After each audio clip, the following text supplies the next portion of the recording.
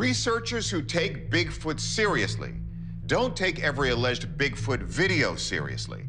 In fact, they're often the first to call foul on the fakers. So when they tell us they've seen video they think is legit, we take a look too. August 20th, 1992, Blue Mountains, Oregon. Paul Freeman, an experienced former U.S. Forest Service patrolman, has been frequenting Duck Spring for a few weeks after seeing unusual footprints. Yeah, it looks like they've been here. It looks like it's pretty fresh. First, he discovers ample evidence of Bigfoot activity, including multiple tracks. Yeah, look at there. Next, he hears something forging its way through the woods. And finally, he sees this. I hear the brush popping and stuff. Oh, there he goes.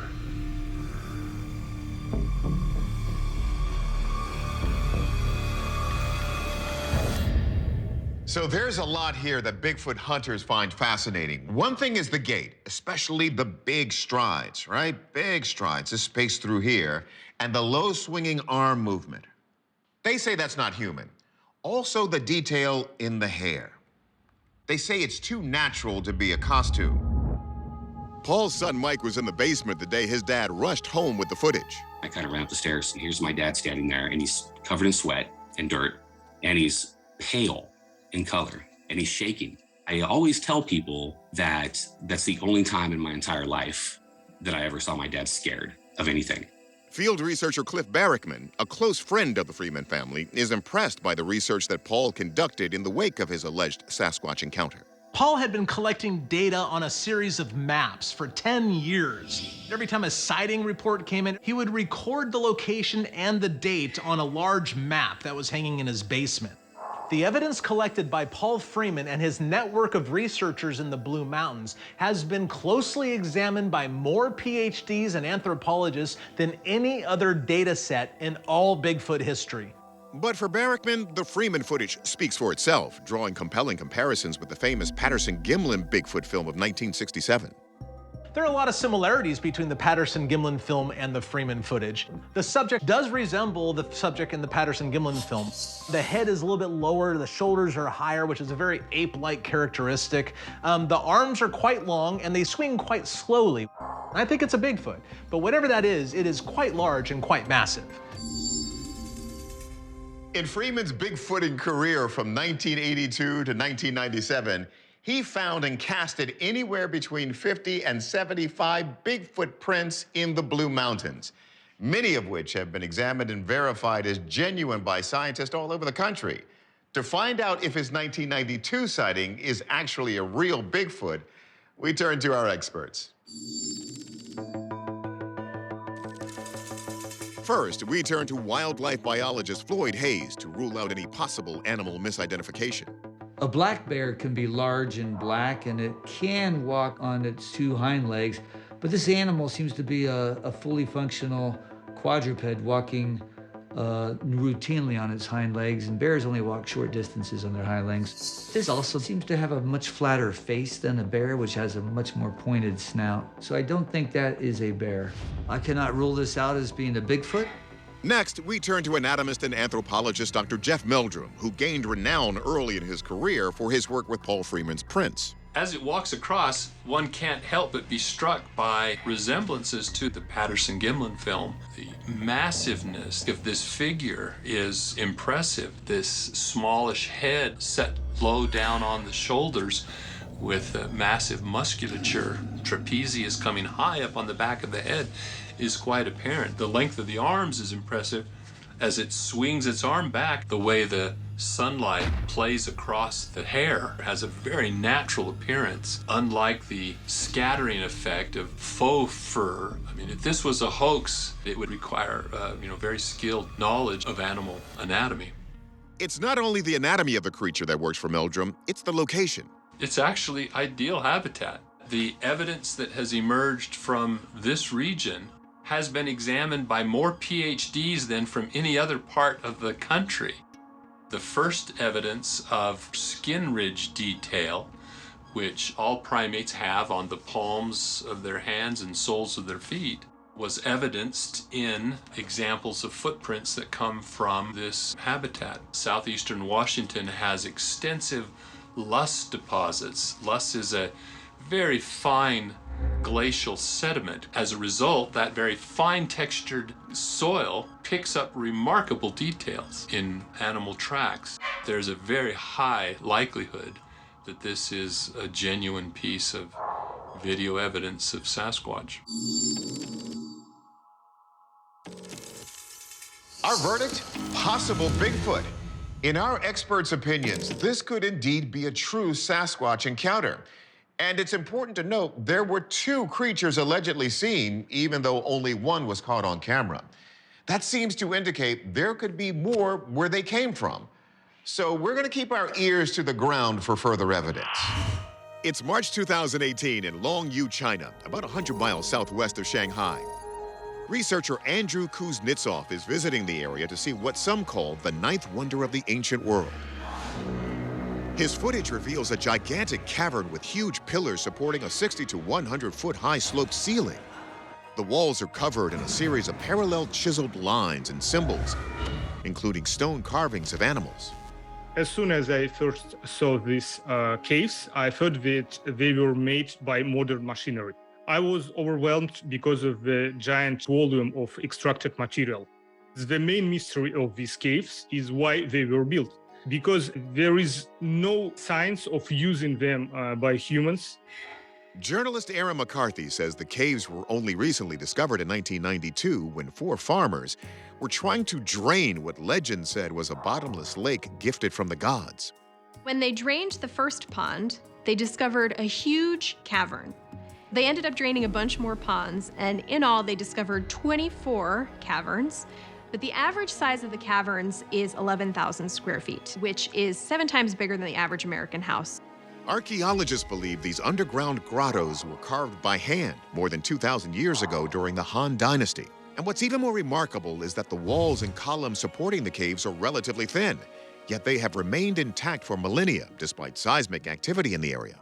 Still, though this is considered a wonder of the world, unlike the pyramids and the Colosseum, there's no universally accepted idea of what it was used for, which is rather bizarre. Some have speculated that perhaps this is some kind of underground palace or a tomb for an emperor. The first emperor of China was buried with 8,000 terracotta soldiers. Another theory is that this was always meant to be a reservoir. Whatever its purpose, the network of caves is so massive and detailed that it seems it would be nearly impossible to construct with only the hand tools available back in ancient China. Experts have estimated that it would have taken 1,000 people working 24 hours a day for 6 years to carve out all of these caverns. Workers would have had to remove nearly 1 million cubic meters of rock. Some questions that add to the mystery. If workers excavated all that rock, then where did it go? And why were no tools found in or near the caverns? There's also no mention of the caves in any written records, so no one even knew they existed until 30 years ago. Let's see what our experts can unearth. Archaeologist Dr. Ed Barnhart considers whether this cave system could be an ancient palace. The palace has a number of different functions and individual rooms for privacy. The kind of individual spaces that a palace needs to function are not indicated in these caverns. Then since they're so elaborate, could they have been burial chambers like with the emperor's terracotta warriors? Anthropologist Kathy Strain thinks it's unlikely. They have to continually pump this because water keeps getting in it from natural sources. I would not assume that someone would want to bury somebody in a constructed cave that continually filled with water. Others have wondered if the caves were used by miners to extract some valuable mineral, but no trace of mining equipment has ever been found. And since these spaces seem to fill naturally with water, Strain suggests they could have been originally created as reservoirs. They were precisely built so that water coming down from rain or a monsoon would get captured into these caverns and then it'd be used by the local people for a water source. It's like a big gutter, and it's all focused to go into the caverns. Yet Barnhart isn't so sure. If these were reservoirs, why would they bother carving the walls in these nice linear formations? Barnhart thinks there might be another explanation for why water was welcomed in this space. The very few objects that we have found in these caverns are from the Han Dynasty. The Han Dynasty was famous for its silk technology. The weaving of silk is best done in a very humid environment, with those parallel lines that are really kind of overhangs, each one of them, creating places where the condensation would rise the humidity within this environment. For 6 weeks after they hatch, silkworms eat mulberry leaves and then start spinning their silk cocoons. Scientists have found around 75% humidity is ideal for silkworm growth. It helps keep the leaves from withering. Once the cocoons are ready, they are boiled to soften them into threads. The threads are dyed, spun, and woven into fabric, with humid air keeping the natural fibers more pliable. Our verdict? The true purpose behind these mysterious caves remains unknown. Barnhart's theory about them being used for silk making is intriguing, but there's no smoking gun. Archaeologists haven't found any artifacts like looms, silkworm cocoons, or minerals for dyes in or near the caves. It's May 2011 on the Chandelier Islands, 50 miles offshore from southeastern Louisiana. Architect and amateur archaeologist George Gelle has received permission to do exploration dives in the area with a remote-operated vehicle. What his underwater videos reveal is astonishing. Scattered on the seafloor are what appear to be large granite blocks. The cubic stones don't seem to be at all natural, since they all have 90-degree squared edges and some have carvings and cuts. Check out what they look like after he's brought them up and cleaned them off.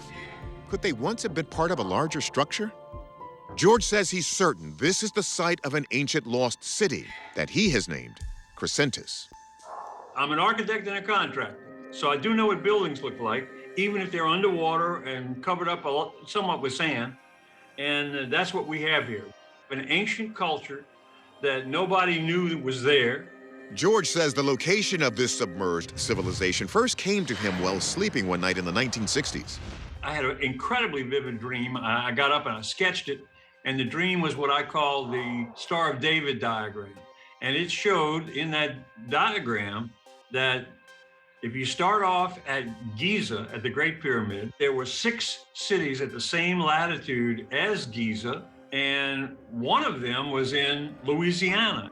Journalist Aaron McCarthy says George believes the block seen in this video could be at least 12,000 years old, predating the Incan, Mayan, and Aztec civilizations. Granite is not natural to the area. His theory is that they were brought from somewhere that's not Louisiana and floated down the Mississippi at some point before the last ice age, when this area of Louisiana would have been above water. And wait, there's more. George believes that just as we see in Giza, there is a 280-foot tall pyramid here that is now buried in silt. He claims that it produces a ton of electromagnetic activity, and fishermen who fish out near that area say that it actually affects their compasses. George says this buildup of energy gives more credence to his pyramid theory. I know that having done 50 years of research in how they produce energy, the only architectural form that I'm aware of that can do that is a pyramidal structure. At least one Russian study has found a pyramid's chambers can collect and concentrate electromagnetic energy. It seems clear these huge blocks were placed here by someone or something. As glacial ice melted at the end of the Ice Age, it flowed down the Mississippi River into the Gulf of Mexico, submerging the coastline and moving it 60 miles inland. So could these blocks have been deposited here by the river? Or could a lost Louisiana city, which George calls Crescentus, have been the Ice Age's greatest casualty? Archaeologist Dr. Ed Barnhart says if this site is really 12,000 years old, it would be from around the time of the emergence of the Clovis culture, thought by some to be the first inhabitants of the Americas.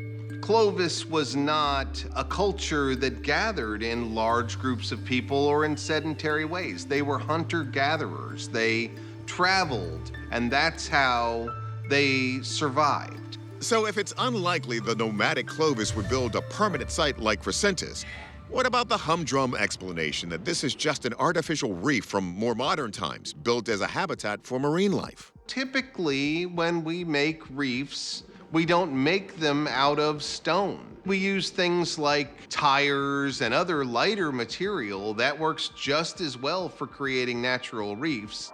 Physicist Matthew Shadagas weighs another theory. Could these granite blocks have been ballast dropped from European ships colonizing the area centuries ago? At one point, ballast blocks were needed on ships to lower their center of mass in order to increase the stability of the ship. Then these rocks may get dumped. The ballast stones were normally discarded in order to keep the weight the same as ships pulled into port to pick up new cargo. However, calculations have been done that show you need at least 3 dozen ships or more to have dumped their ballast, all in this one location. It just doesn't make any sense. So what about the theory that the electromagnetic energy detected here is evidence of a lost pyramid?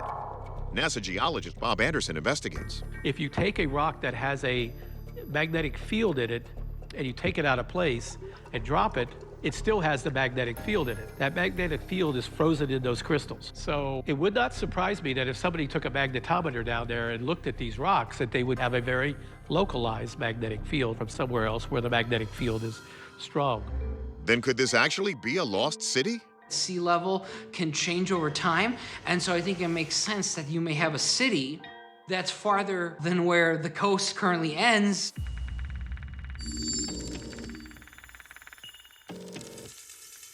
Our verdict? These are possible city ruins.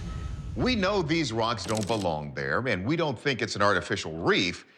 And as Professor Shadaga said, sea levels have risen in the Gulf dramatically over the millennia. But we also need to be cautious. More research needs to be done before we know for sure what we're looking at. It's March 2014 in the Seang Quang Plain in Lao Highlands. Amateur archaeologist Alexander Korekis sets out to capture a mysterious site on film for one of the first times ever. His footage shows thousands of large stone jars scattered a few feet apart throughout the field. These huge hollow jars are different sizes and look almost like they grew out of the vegetation around them. The fascinating thing is some of these jars are humongous. You ask yourself, how did they get here? How did the people transport them there? How were they built?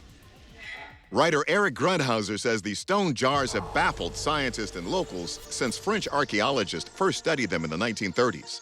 These giant stone jars date back almost 3,000 years. They have these nearly perfectly round apertures at the top. They stand anywhere from 3 to 10 feet high. Some of them weigh as much as 14 tons. There is no written history about the origin of these jars, but local legend points to an ancient king of the giants. The story goes that Kunshung won a decisive battle, and to celebrate, he wanted to create a feast with this local Lao Lao rice wine. And so he created all of these giant cups for his giant army. Others have speculated that these artifacts may have had a more practical use for travelers of the ancient world. One theory is that these jars were placed along an ancient trade route and that they acted sort of as storage containers. So as travelers passed through the area, they could come here, leave the goods in one of these jars, and then another traveler could come pick them up, almost like an ancient drop box. Yet another theory is that these weren't used for sustenance in life, but instead were part of a ritual of death. The concept that these jars would have been used as burial urns is backed up by the findings of some archaeologists who, in a nearby cave, found some human remains and some ashes. The simple fact that these jars have survived is an anomaly. They lie on the site of the secret war in Laos, where the U.S. government dropped more bombs on the country in the 1960s and 70s than they used in Germany and Japan combined during World War II. The area is off limits to most since the region is littered with mines and active bombs, making it too dangerous to study properly. But let's see what our experts can uncover. Archaeologist Dr. Ed Barnhart explores whether there's any credence to the legend of the Giant King. Giants are in virtually every folklore around the planet. It might be something to do with finding dinosaur or mammoth bones. Mammoth skulls were the origin of cyclopses, but archaeology has yet to produce a single skeleton of a giant humanoid creature. So I can rule out that these jars are made by and for giants. Then could these containers have been used as part of an ancient form of drop box, as Grundhauser suggested? These jars are leading up towards northern India, and that would lead one towards the conclusion that they are part of a trade route. People had to have access to food and water. They may have also needed places to temporarily store the things that they were transporting in trade to secure them. And Barnhart believes a recent discovery supports this theory. In a region called Assam, they found another 65 of these jars. The more we find of these jars and see that there is a linear pattern they're following, the stronger the hypothesis that they represent a trade route between India and Southeast Asia. Anthropologist Kathy Strain thinks these jars had another use that may have been tied to a death ritual. I believe that these jars represent a burial practice that was very common in that area at the time. There is a cave nearby that has what is now a chimney drilled into it and black soot. We now realize that those were for cremations. Then they would remove the bones and then put them in a secondary burial and then put the ashes into one of the jars. And we know this because some of the jars that have been opened had human remains in them.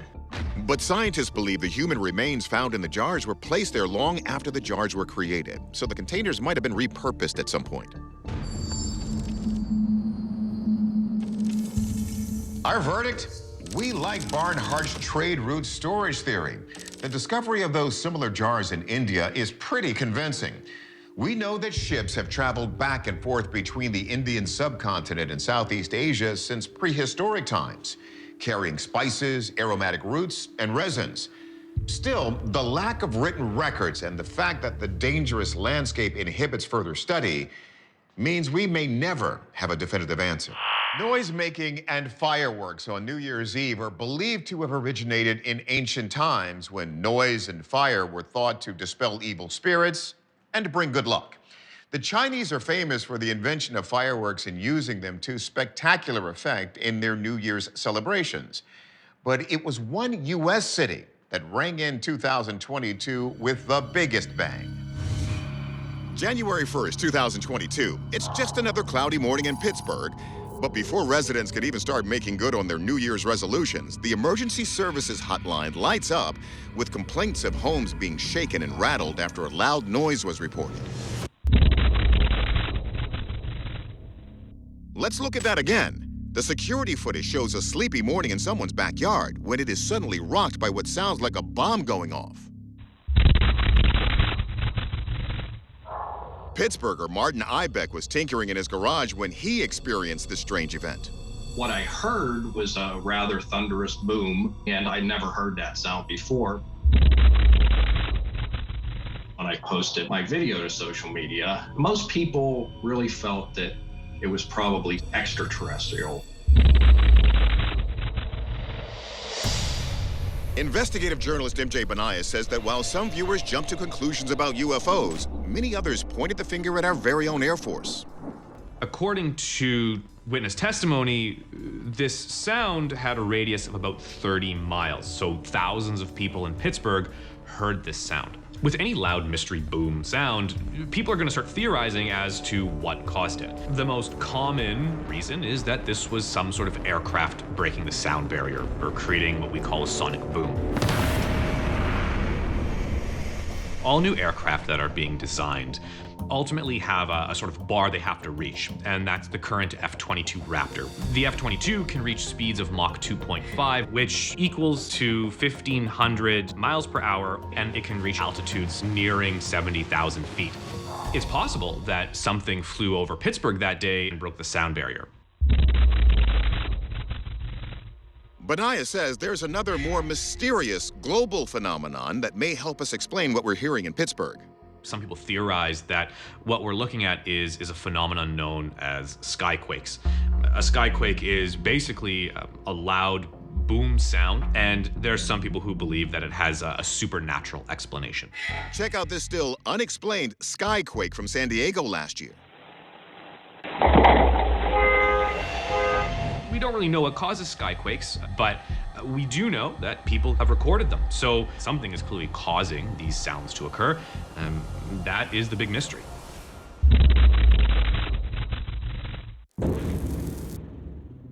In New York, skyquakes are known as Seneca guns, after Seneca Lake in the central region of the state. The sounds were immortalized in James Fenimore Cooper's classic story, The Lake Gun. To find out if Pittsburgh's famous Three Rivers could have generated a similar effect, we turn to our experts. First up, our new audio forensics expert, Ed Primo. So in a jet breaking the sound barrier, we would hear a gradual building in the amplitude or the volume of the sound, and then we would hear the boom, and then we would hear a trail off of that boom.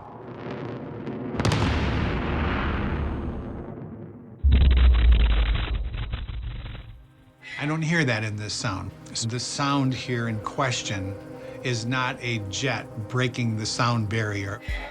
Next, we go to our meteorologist, Juan Hernandez, to test the theory that this might be related to the mysterious phenomena known as skyquakes. Skyquakes are usually concentrated. In this case, it was heard across a large area. Therefore, it's more than likely something else other than a skyquake. When Hernandez goes to look up the weather conditions in Pittsburgh that day, he makes a startling discovery. Using the GEO-13 geothermal lightning mapper, the National Weather Service reported a flash on their satellite around 11:30 a.m., the same time as the boom. It did pick up a couple of flashes that occurred out in western Pennsylvania, and they were able to confirm that it was definitely a bolide that was entering the Earth's atmosphere. A bolide is a meteorite that is coming towards the Earth. But how could a bolide hurtling toward Earth go unseen and leave no trace of impact? Whenever we're talking about meteorites entering the Earth's atmosphere, most of them actually burn up. Now, unfortunately, it was a cloudy day, but if it were to be nighttime, this would have been something that those across western Pennsylvania would have definitely seen if they were outdoors.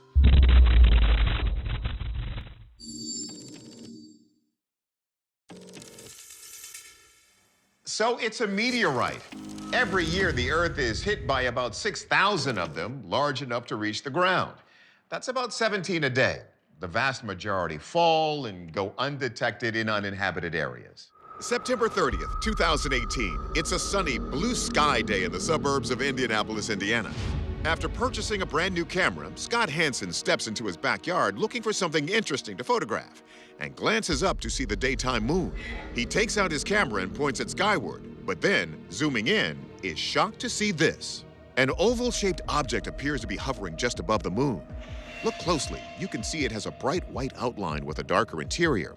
Then, as Scott continues to film, it slowly disappears behind the moon. I posted it to YouTube immediately. I had a lot of people excited, and some people thought it might be from out of this world. So what is it? According to writer Amy Title, some believe we may be witnessing an ancient prophecy coming true. Some people watching this video theorize that the object near the moon is the planet of Nibiru, which is part of an end-of-the-world prophecy that said Earth and Nibiru would collide in a cataclysmic event, effectively ending the world. Believers will tell you the proof has been recorded in antiquity. There are some modern writers who have pointed to Sumerian tablets as having record that Nibiru has an orbital period of 3,600 years. People who believe in Nibiru's existence generally believe that it orbits the sun, but that it can come very close to the moon's orbit with some regularity. While the idea of an unknown planet may seem like fantasy, in 2015, researchers at Caltech found mathematical evidence suggesting there may be a Planet X deep in our solar system. It's hypothetically a gas giant in a highly elongated orbit and may take between 10,000 and 20,000 Earth years to make one revolution around the sun. Is this object some other type of previously unknown world? And if not, what the heck is it? Let's see what our experts think. We begin with aviation expert Tim McMillan. Could we just be seeing something that is supposed to be up there, like, say, the International Space Station? The International Space Station moves around the Earth relatively fast. It would appear to be just a small speck in the sky as it's traveling across.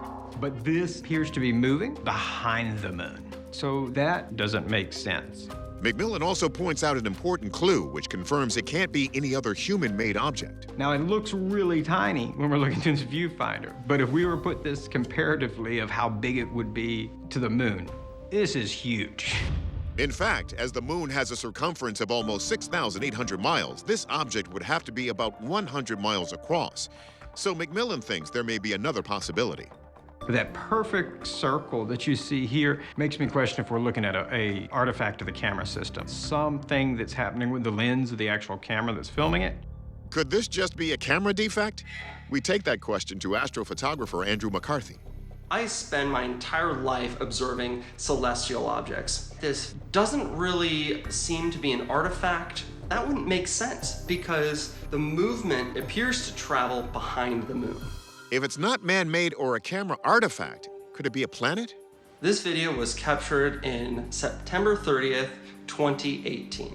And we know during this time, Venus was actually on the opposite side of the sky from the moon. So we can safely rule out Venus. But Jupiter and Saturn are both actually visible during the day. However, those were also very far away from the moon at the time this was taken. However, McCarthy does see a clue in the shadows, which he believes solves the mystery. When photographing the moon during the day, the dark side of the moon is going to be invisible.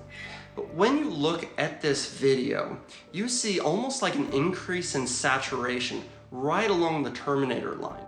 The terminator is the line that divides the daylight side and dark night side of a planetary body. That suggests to me that this video was potentially a photograph or a video of the moon taken at night and then superimposed onto a daytime sky. That leads us to our ace video forensic analyst, Michael Primo. So the first step is to look at the metadata, and within the EXIF information, there are signatures from After Effects that indicate specific layers in After Effects, including pre-comps, spotlights, other layers of footage. So there were a lot of different ingredients that went into this video, which leads us to the video is cooked. Once we presented the evidence to Scott, he came clean. I like people to watch my videos and consider whether or not they're real or fake. I really enjoy evoking that emotional response in people. So there you have it. Our verdict, just a classic YouTube hoax for clicks. But the next one might not be. With the recent launch of the James Webb Telescope, we're hoping scientists are going to be on the lookout for that theoretical Planet X, which could lie way past Pluto. It's September 2016 in the Appalachian Mountains near Pembroke, Virginia. Virginia Tech professor Dr. Marcella Kelly's ecology research team has set up dozens of trail cameras around the Mountain Lake Biological Station to document local wildlife populations like bears and bobcats. But after checking the photos one morning, the researchers detect a much more peculiar creature. At 6:53 p.m., a strange man appears on one of the cameras, stark naked. For the next 20 seconds, a series of snapshots catches him crawling around on camera. Big deal, you'd think. Well, there are 25 trail cam stations here, most just over half a mile to a mile apart. And 23 minutes later, he appears on another one. The internet lights up, theorizing that this man has somehow run for miles on all fours as if possessed by an animal. Marcella says these images came as a bit of a shock. We have gotten a lot of different interesting animals doing really interesting things, but the one animal that I didn't really expect to get was a human naked man animal. Journalist Aaron McCarthy says the legend grew in the press. European newspapers grabbed these photos and they said that what we were looking at was a man who had taken LSD to treat his depression, started to think that he was a Siberian tiger, picked up the scent of an animal, and ran 15.5 miles totally naked. So this story now involves liars and tigers. But one part of the fake news merits investigation. Might psychedelic drugs play a role in what happened here? LSD causes you to hallucinate. It allows you to experience things that you wouldn't necessarily experience in your everyday life. PCP causes hallucinations, but it also affects the pain receptors. So people who are on PCP don't experience pain as much. In another incident from July 2017, a similarly nude man was said to be high on acid when he mutilated himself, vandalized cars, and then fled from police in Chicago. Shamans from indigenous tribes have long used hallucinogens to supposedly do magical things like transforming into animals. Then there's the wild man theory. Could this person have been raised in the woods? We're all familiar with the story of Mowgli from the Jungle Book. Well, it turns out boys like Mowgli do exist. There was one child discovered in India in the 1950s running around with some wolf cubs. When he was captured, he refused cooked meat, didn't want to wear clothes, bit people. Basically, he was just a wild, wild child. Strangely enough, this boy, Ramu, is not the only so-called wolf child from India. Going as far back as the 1800s, there have been nearly 50 reports of feral children being found on the subcontinent. So is it possible we're looking at a real-life wolf man? Biologist Dr. Stephanie Schuttler considers the theory that this man could have grown up in the wilderness. I definitely don't think he was raised by animals. He doesn't look like he really has been living in the wild. You don't see any dirt on him, no scratch marks, no scars or anything. If it was truly a wild person, you would expect a beard and really long, mangy hair, and we're not really seeing that. So is it possible that he was just high on drugs and having a bad trip?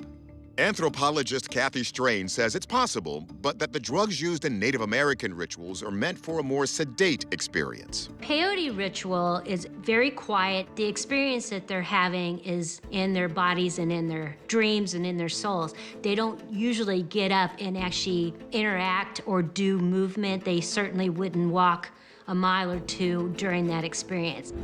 Yet Strain concedes that this man does show some of the telltale physical signs of drug use. I can tell that he's under the influence of something because his eyes are quite dilated. They're dilated more than what you would expect for just your eyes adjusting to the dark or having a flash suddenly in your face. So this man may be in an altered state of mind, but after a thorough review of all the images, we discovered he had his clothes while passing at least one of the cameras. So what does that mean? When you have a person who sees game cameras and they decide to take off their clothes and make sure they're captured on film, it's because he wanted someone to see him nude. It was a thrill for him. Our verdict, this is an exhibitionist hiker who spotted some trail cameras and decided to put on a show. We can't know for sure if he was also on some sort of substance. But there is a new movement to use psychedelics as a therapeutic treatment for conditions like addiction, depression, and PTSD. It's January 2014 in the hottest place in the entire world and the driest desert in North America, Death Valley, California. Jim Norris is part of a scientific research team that's investigating a particular patch of wasteland known as Racetrack Playa, which shows few signs of life, except for this. The photos from Jim's team show side-by-side trails of sand stretching for hundreds of feet, all leading to a field of rocks? That's right, the stones are completely motionless, but the trail behind them suggests they were moving at one time. What's even more mysterious is that these trails often appear overnight. No one had ever actually observed them moving. It was a mystery that had yet to be solved in the geologic circles, and it seemed to me and some of my friends to be an interesting problem to look at, to see if we could figure out how to solve it. What's really interesting about these stones is that they appear to have moved themselves. No one, as far as we know, has been down on the floor of the playa moving these stones around. In fact, these so-called sailing stones have been studied for almost a century, and some believe they might be proof of something called animism. Animism is this concept that everything, animate, inanimate, rocks, plants, animals, has a soul. Some have wondered if this could actually mean that these rocks are alive. Have they evolved to actually be able to move on their own. Other popular examples of animism include this Mimosa pudica plant responding to human touch, or this Venus flytrap, which is almost human the way its mouth opens and closes. McCarthy also notes these sailing stones in Death Valley aren't the only rocks said to rock and roll on their own.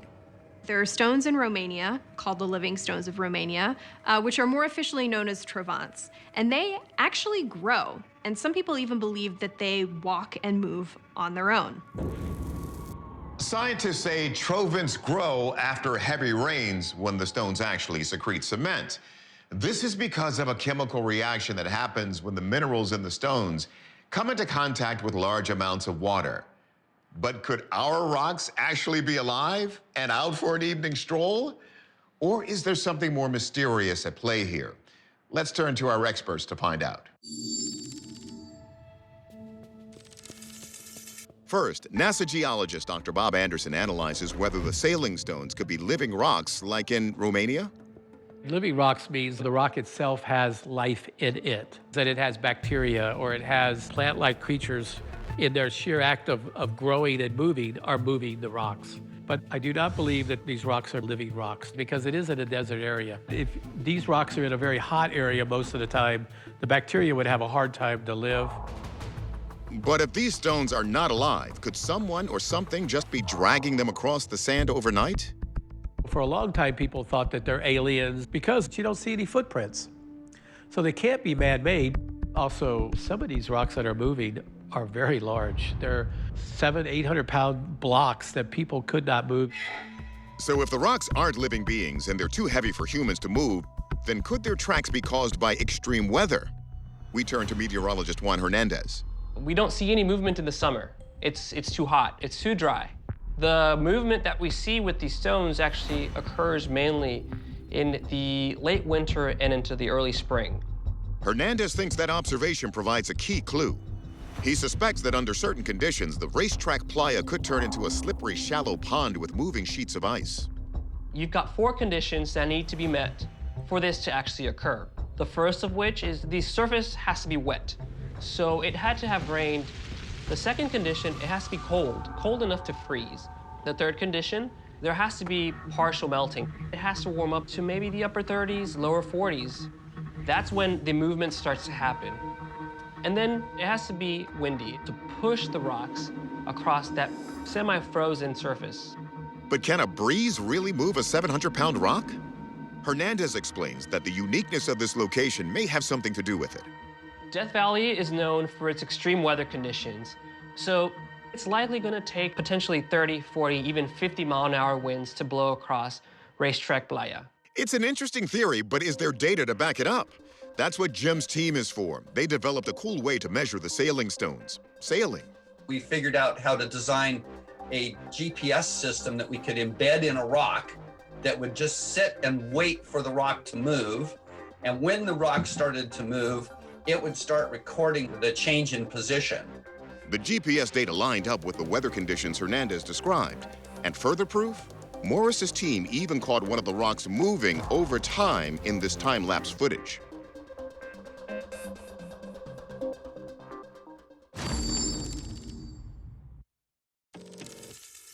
Our verdict, the sailing stones aren't moved by ghosts, aliens, or animist spirits. This is a rare natural phenomenon caused by extreme weather conditions. Death Valley is home to a menagerie of wildlife. Slithering rocks are not among them. But that doesn't mean there's not something hiding under a rock still waiting to be discovered.